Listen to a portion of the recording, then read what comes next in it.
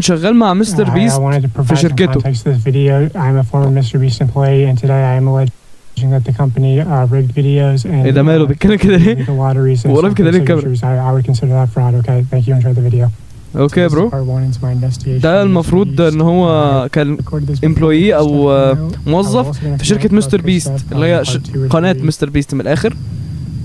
فبيقولوا ان هم كانوا بيفيكوا فيديوهاتهم كلها.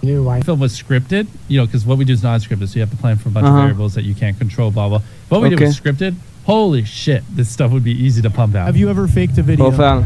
No. But this train track is CGI, these bus wheels are CGI, واضحة برضه. this shredder is CGI, this car is digital, this pit is fake, this guy is fake, this raccoon is a paid actor, it costs more than $1, this city is not abandoned, buildings ايه كل المعلومات اللي بسرعة دي؟ مش عارف اعلق عليها حتى. to the airport for $20. That's not a lurker. Okay. It's just a guy. This whole room is fake. This contestant is an actor and a secret employee at Mr. Beast. They had him got through this fake door twice. This line is scripted. This action is scripted. In fact, pretty much all the videos with Mac are scripted.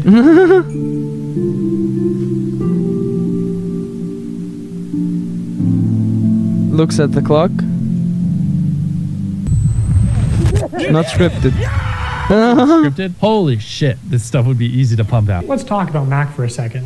We will die. Do you understand that? ايوه هو كان انا عارف ان هو كان مع إيريك ولا اسمه إيراك. California to Greenville, North Carolina, where Jimmy is located, back in August 2023, 2 months before he appeared as a contestant. According to a former Mr. Beast employee, اوكي الفيديو بتصور قبلها بفترة كبيرة معروفة. ومش بدافع عن مستر بيست يعني. صباح الفل هو مش ابن عمتي يعني. Only some asshole would do something like that. After doxing and bullying the pilot some more like a f***ing douchebag, turns to Eric and says, "How do I fly this thing?" And Eric just starts pushing buttons. But I did find pictures of this mansion online, so I fed them into ChatGPT and asked it to create similar images. And this is what it came up with. And it's honestly not that far off. His 6,000 square foot $1 million mansion comes with a movie theater and 7 bathrooms. What are you going to spend $800,000 on? I mean, my life's changed. More bathrooms. Yeah, I'm sure that $800,000 is really going to change your life. Max is a nice car. Tell me, where are we right now? We're in the place that we drove to a few minutes ago.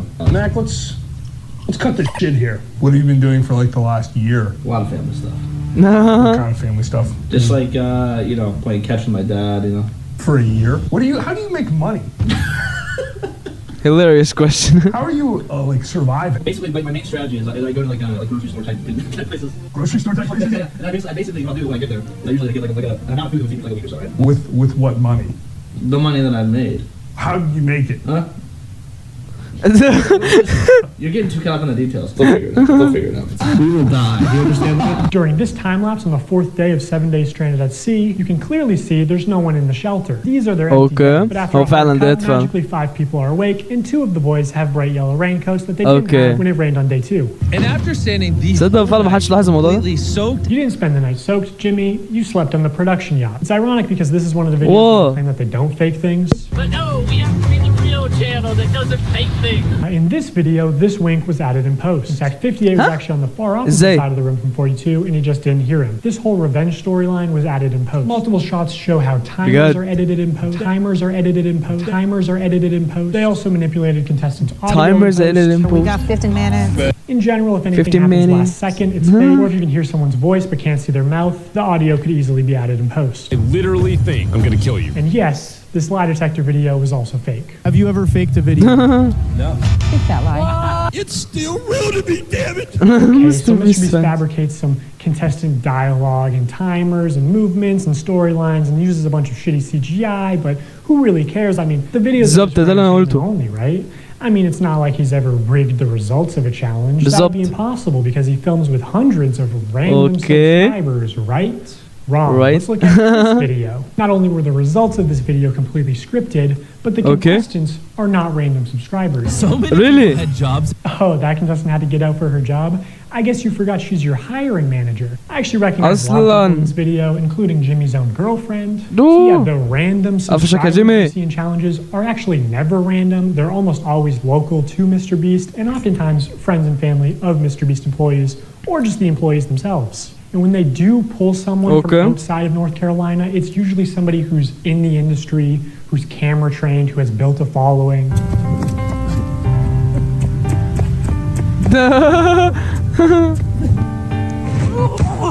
Hey, anyone I'm friends with watching that wants 10 grand?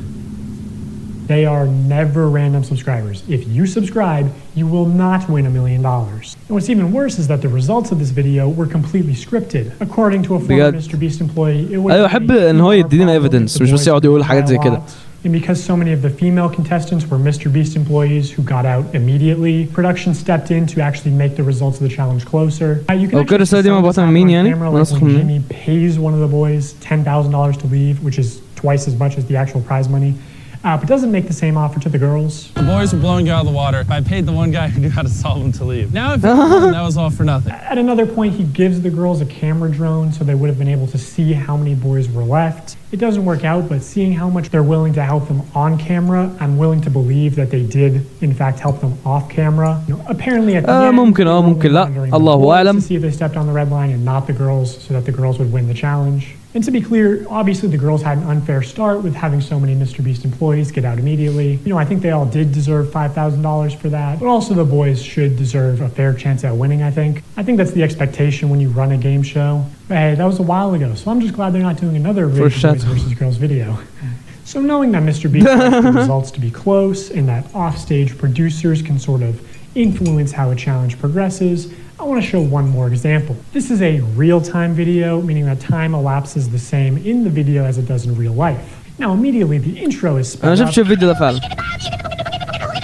and the timer is clearly added in post, and he clearly touches the laser here, but whatever, let's assume that it's all real time. When he reaches the bottom floor, he has to turn these water valves. Now you can tell that these valves aren't actually connected to anything because the water flows out in an instant, and it happens when he's not even touching the valve. The contestant also goes back to the first valve unaware that anything had happened, and he's still able to spin it. So the valve seems to spin freely and isn't actually connected to the flow of water. So you could assume that producers might be off camera with remote switches to trigger the flow of water. And assuming they've tested this, the producers might know how long it takes for the water to clear out of the room, so they could sort of decide on the fly how many turns of the valve it takes, or just when to trigger the water in general to make the results close. And in this video, spoiler alert, the contestant wins the money, so rigging the challenge could be seen as a good thing, but there are many examples of contestants losing. And in traditional media, this kind of rigging is actually completely illegal. We always have the same person tie all the knots, so that we know they've tied them at the exact same بيخلوا نفس الشخص ان هو يربط كل ربطة علشان يبقى بالربطة بنفس القوة. And if you don't know what that is, on any kind of a game show where there is a prize, you have to have somebody that ensures that it's fair. They are out essentially to make sure that we don't do something that would favor one player or one tribe. I paid the one guy who knew how to solve them to leave. In my mind, I'm thinking it's a fair game. But it's not. If they were having problems finding people, they can see kind of what area you're in. And they came to my area many times, and I was in the smallest cupboard. They had like big ones, medium ones, and small ones. I contorted this little 4'10" body into the smallest space, and I was in there for hours. And they didn't even open the door because they were like, a person can't even fit in there. So they went in there and they opened all the cabinets, and my heart was like, oh, they're gonna find me, they're gonna find me. And then I could hear them saying, like, she's not here. I don't know what you're talking about. Like, she's not here. The other thing that they said is absolutely no climbing in the air vents or the ceiling. And they said it's because they do all their wiring in the ceiling. So I am up here. Winner POV. About this spot. If it was held accountable, especially because this was a YouTube original production, Zach would have been eliminated for cheating. He broke the rules, and guarantee you, if I climbed in the ceiling, Mr. Beast would eliminate me.